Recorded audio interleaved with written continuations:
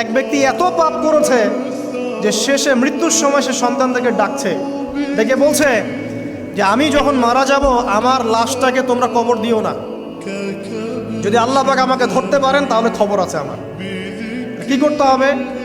সে বলছে যে আমার দেহটাকে তোমরা পুড়িয়ে ফেলবে এবং পুড়িয়ে ফেলার পরে ছাইগুলোকে একত্রিত করবা, করে অর্ধেক ছাই সমুদ্রে ভাসিয়ে দিবা, অর্ধেক ছাই বাতাসে উড়িয়ে দিবা।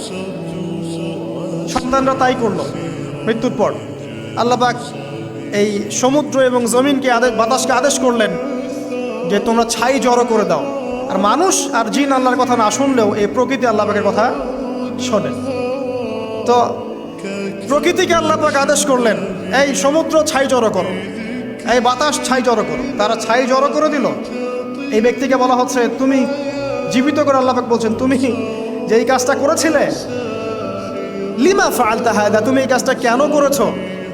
তখন এই ব্যক্তি উত্তর দিচ্ছে মিন খাশিয়াতিকা ইয়া রাব্বি ওয়া আনতা আ'লাম, হে আল্লাহ আমি আমার বুঝে যা এসেছে আপনার ভয়েই আমি এই কাজটা করেছি, আর আপনি খুব ভালো করেই জানেন যে আমি আপনার ভয়ে করেছি নাকি অন্য কোনো কারণে করেছি, মানে আপনি আমার মনের কথা জানেন।